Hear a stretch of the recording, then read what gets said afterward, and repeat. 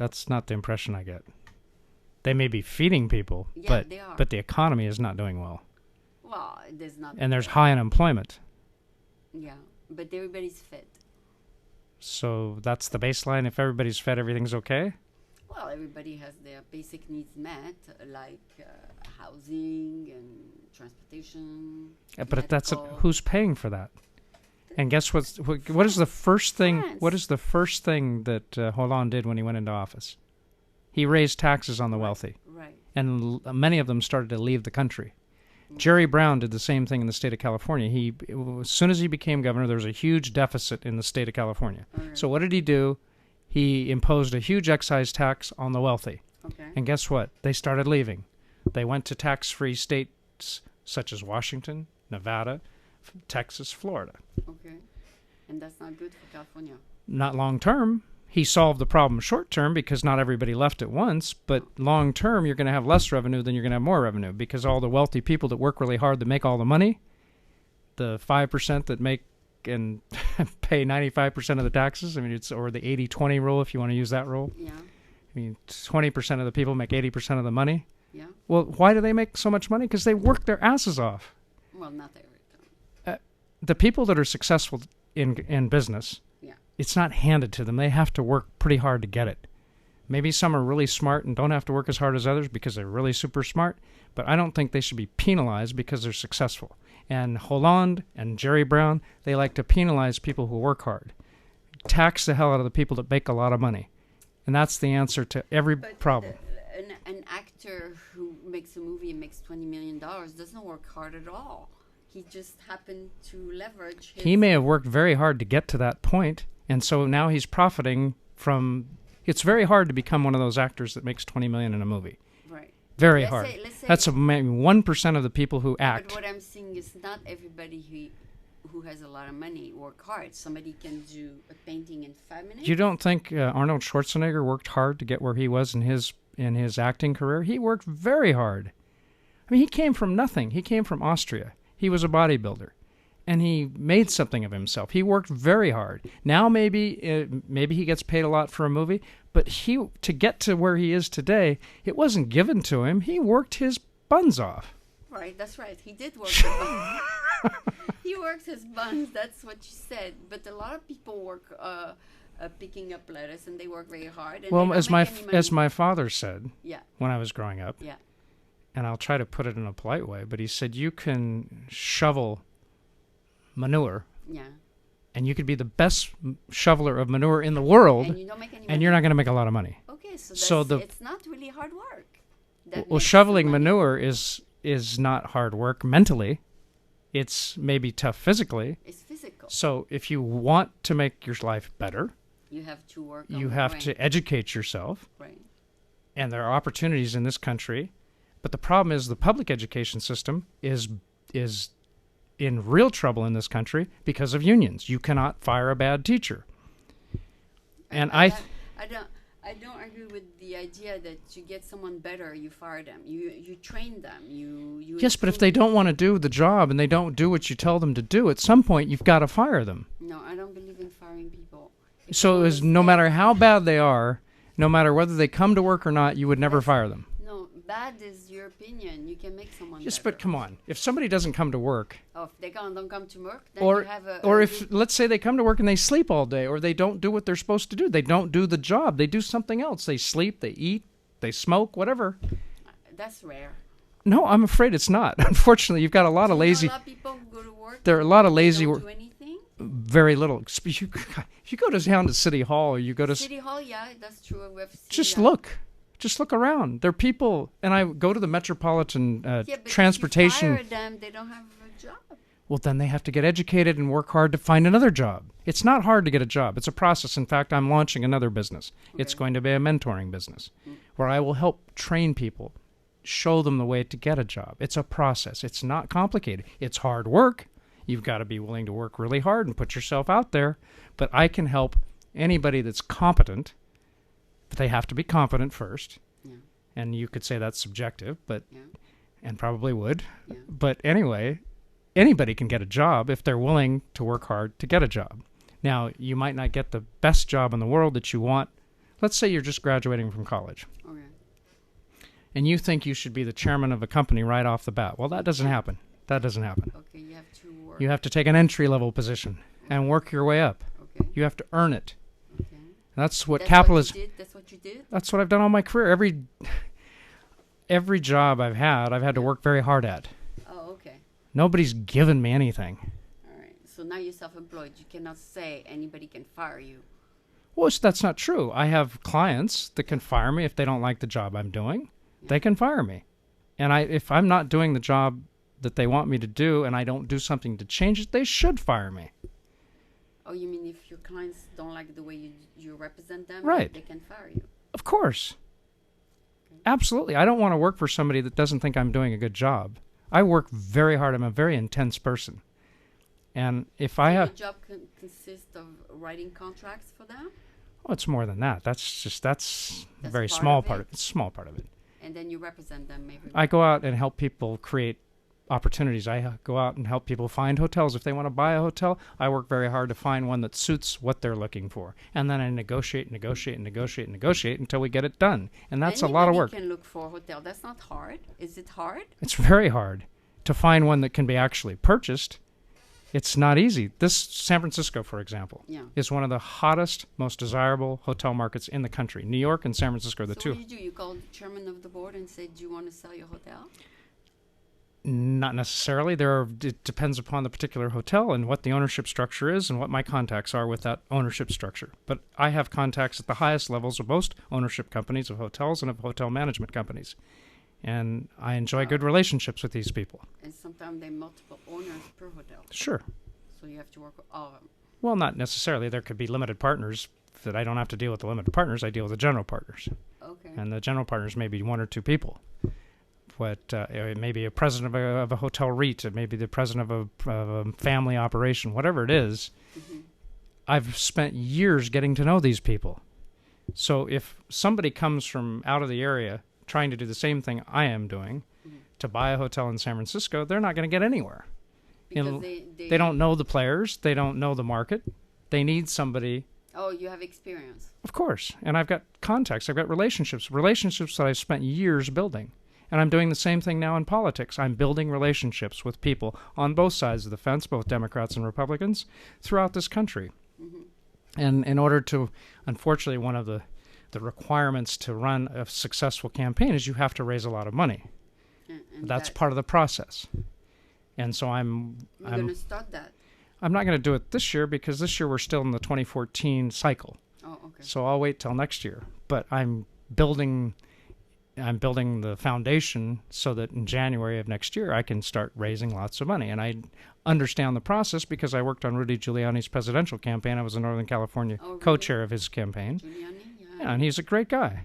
It's unfortunate that he didn't make it to the presidency. He would have been a much better president than the one we have now. That's your opinion. And it's shared by a lot of people. Oh, yeah. And more people, because more and more people now are finding out the truth about who Obama is and all the lies and deception. Look at Benghazi. My friend Chris Stevens was the ambassador to Libya that was tortured and killed. Hillary Clinton and Barack Obama could have prevented his death. And that's now coming out in the open. I've known it for a long time. But now it's becoming public knowledge that they could have protected him, and they didn't. They didn't even send the military. The siege on the compound lasted 7.5 hours. The military could have been there in 90 minutes, and they were never given the order to go. And it was Obama and Clinton's job. It was Clinton's job before the attack to protect Chris. Chris reached out to Hillary 4 times in the months preceding his torture and assassination. 4 to 6 times, or 4 times in 6 months, he reached out to her for extra security. Not once did she give him extra security. He knew he was in danger. She didn't do the job, and I don't know if you remember, but there was a commercial when she was running for president against Obama, and it was this phone call. The telephone, it was a picture of a phone ringing at 3 in the morning, and the caption said, "Who do you want answering that phone?" Well, I certainly don't want Hillary answering the phone because she didn't answer it, nor did Obama. When Chris was killed. I think I remember that. Chris was killed, and 3 security guys trying to protect him were killed. It could have been prevented. And now the truth is coming out. Could he have come home? If he was in danger, could he decide to come home? I suppose if he wanted to quit being ambassador to Libya, he could have. Yes. but he was a dedicated State Department worker. He had posts all over the Middle East. He spoke 4 or 5 different foreign languages. He's much more well qualified to be Secretary of State than Hillary Clinton ever was. Hillary Clinton does not have one accomplishment as Secretary of State. In fact, just a week ago, a spokesman from the State Department was asked that very question. Please tell us some of Hillary's accomplishments. She was speechless. She couldn't give one accomplishment that Hillary had made during her State Department tenure. Well, she established good relationships with America. She visited all the states. Yeah, she burned up a lot of gas on an airplane. Yes. That's all. That's her job, to establish good relationships. She didn't establish any good relationships.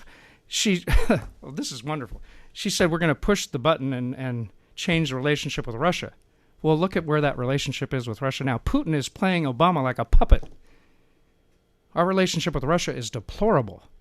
And Hillary was so proud of the fact that she and a Russian pushed the reset button on the relationship between Russia and the U.S. What a farce. What a joke. Oh, now they're fighting. Why? Putin is a lot smarter than Obama, and he's pulling puppet strings. And then Obama, when Syria was invaded, or Syria has a lot of problems, the head of Syria is killing all of his people, or a lot of his people. And Obama said, I'm going to draw a line in the sand. And Putin just blew right over it. Obama. Does that come into your work? No. That is way not within the scope of your job. All these international problems. These can affect my job, absolutely. The economy right now is on very thin ice. We've got this 3rd and 4th quarter now of Obamacare that's going to hit small business. And it's going to have a huge negative impact on small business because the cost of doing business as a small business person is going to go up dramatically under Obamacare because the cost required to cover their employees is going to shoot up. Okay. And it's already shot up for many, many people. It's subsidized by the government. Well, who's the government? The government is you and me. We're paying the taxes to fund Obamacare. Well, he's just printing money to pay. No. He's raised taxes. He's raised fees. People now, when they sign up for Obamacare, have to commit to paying X number of dollars. Oh, yeah. They do pay for it. It's, yes, but what's happened... sliding scale. Yeah, but the wealthy are going to take the burden of most of the cost of Obamacare. Okay. And, of course, if you're socialistically inclined as opposed to capitalistically inclined, you think, oh, that's the way it should be. Let the wealthy people pay for the poor people. That's right, because why can't you teach? Can only sleep in one bed at yes, a time, but you know what I would prefer to do? I would prefer to teach the poor people how to work and be more successful. Rather than give somebody a fish, teach them how to fish. And we're not doing that. We're not doing it in our schools. We're not doing it at all. We're not helping the poor. The poor will remain poor if they don't get educated. Right. And our education system is horrible right now because the unions have destroyed it. We need to rebuild our education. Our public education used to be one of the best in the world. It's not now. And so education, as a would-be senator, education will be a top priority. Public education will be a top priority. We have to restructure public education. In which way? In every way. You have to hold people accountable that are teachers for their performance, because if you don't, then the students that they teach aren't going to be great students. Oh, okay. So that's the way to do it? Is there another way? Aren't they reviewed every quarter? If they are, where's the reviews going? I think it's just going into the garbage can because our quality of our education is going down. It's not going up. Okay, so you want to look into that when you become... It's very important. It's vitally important. I was a product of public education, but I wouldn't want to be today because the public education today is far different than the public education that existed when I went through it. Okay. It's nowhere near the same quality. Okay, so you got lucky. I was very lucky. My generation was very fortunate. Which high school did you go to? Piedmont High School, and then I went to University of California at Berkeley. Okay, so... And the cost then was a mere fraction of what it is today, and now it's grossly expensive because there's a lot of waste. It is subsidized by the state, isn't it? In some ways. Yes, but it's still... Very private. No, it's not private. It's very expensive. It's become very expensive because a lot of students get some kind of scholarship. It's not very efficiently run. That's the problem. Okay. The government doesn't know how to run anything very efficiently. That's why we need more business people in government. If we have business people in government, they understand how to run things efficiently. The government is not run efficiently. And now we've got, as our CEO of the U.S. government, a guy that's never run a business. No, because his job is to create jobs. He's not created jobs. Well, He funded Solyndra. Okay. Solyndra was a solar company. Yeah. They invested $500 million. Solyndra's gone. $500 million of your tax dollars and my tax dollars gone. Well, it was not well run, I guess. Well, it's because the government should have no involvement. The government does not know how to run a business. We should be getting out of business and making it easier for business to succeed. Okay, let me give you an example. We have Ed Lee. He's not a businessman, but he reduced unemployment from but you know what Ed Lee did? 6%. You know what Ed Lee did? He provided incentives for Twitter, for example, to come to San Francisco. He worked very hard to make it more attractive for Twitter to go into an area of San Francisco, mid-market, which was revolutionary at the time. Yeah. It was a bad area. Yeah, now it's good. It's getting better. Yeah. Thanks to Twitter and thanks to those that are migrating around or collecting but around. He's not necessarily a businessman, but he succeeded in creating jobs. Because he had a role in government. He was in the financial department of the city hall. He understood the finances of the city. Okay. So he may not be a businessman, but he is a finance guy. He understands numbers. Okay. And I'm looking at launching the Champagne Caviar Piano Bar restaurant. Yeah. I went to a small business seminar about 6 months ago. Yeah. I was dumbfounded when I found out all the different agencies I need to apply to in order to open this. I think it's 30. Yeah. 30 agencies. Yeah. I mean, come on. Are you trying to make it easy for me to open the business, or are you trying to discourage me from opening business? That's the problem when you get government too involved in business. If you put up so many roadblocks, people aren't incentivized to go out and do it. For me to have to deal with 30 agencies to open up a little 3,000 square foot Champagne Caviar Piano Bar restaurant is ridiculous. It's affreux. Hire a lawyer to do it. Not only do I hire a lawyer, I've got to hire a whole bunch of people. Some people specialize in Yes, that's true. But I have to hire a lot of people. I have to hire the project managers that can work with City Hall to get the permits. Yeah. I have to hire the lawyers. You have to hire a lot of people. It's very expensive. Oh, yeah. But then you want to open a top-of-the-line class. Right. But nobody's making it easy for me. There are roadblocks. Okay. And what are you going to sell? You're going to sell alcohol. Is that a bad thing? What's good about that? Tell me what's good about that. Well, people enjoy it. It's something that goes really well with food. Good champagne, good wine goes really well with good food, with good caviar, with good food. And the French, I mean, after all, you are French, you should know that better than anybody else. Okay. France thrives on good food and good wine, right? Yeah.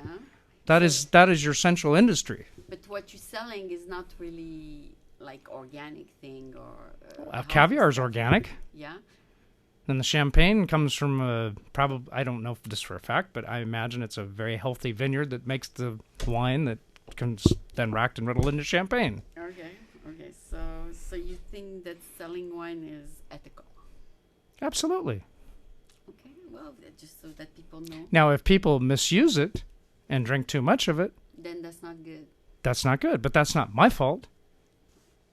They need to exercise some discipline and not become an alcoholic and not overindulge. All right, sounds good.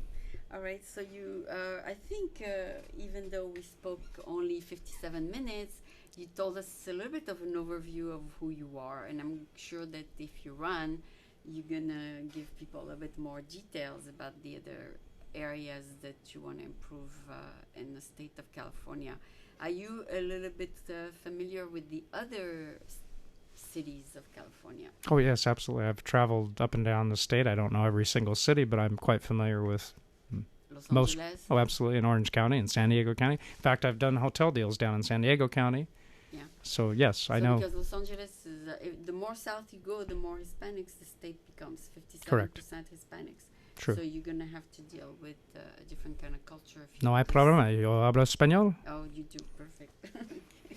So anyway, you got to get their support, you know? And I welcome that because I'm amazed at how hardworking the Hispanic population is in this state.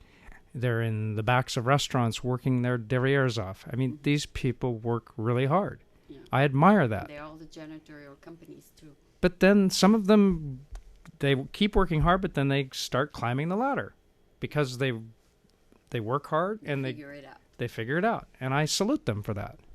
Okay. All right. So it's been a pleasure pleasure talking to you. We did exactly half-half, 33 minutes in French and about 25 minutes in Well, I English. must apologize for my French. It's somewhat rusty, but hopefully next time I see No, you, it'll be did better. good. You did very well. Well, You you're very spoke kind. over 30 minutes in French. So. Merci mille fois. Okay. So this was Curtis Davis, who, as you can see, is a very ambitious man. He wants to conquer the world. He wants to conquer. I don't want to conquer the world. I want to make the world a better place. You want to. And I want to help people. I've helped people all my career. I enjoy No, but people. you want to do a lot of things. You Yes. want to deal with local Local national, issues, national, and state issues, international. and international issues. Yes, I want to make the world a better place, and I can't do it alone. So I seek to find great people to help me. Ronald Reagan, I thought, was a great president. Well, the smartest thing he did is he encircled himself with really smart people. You can get his son to help you. I think he has still children, maybe. He has an adopted son and he has a natural son. His natural son is a very liberal Democrat, and his adopted son is a conservative Republican. It's quite ironic. Oh, okay. Okay, so you already know who they are. Yeah. All right. So thank you so much. Thank you. It's been a pleasure.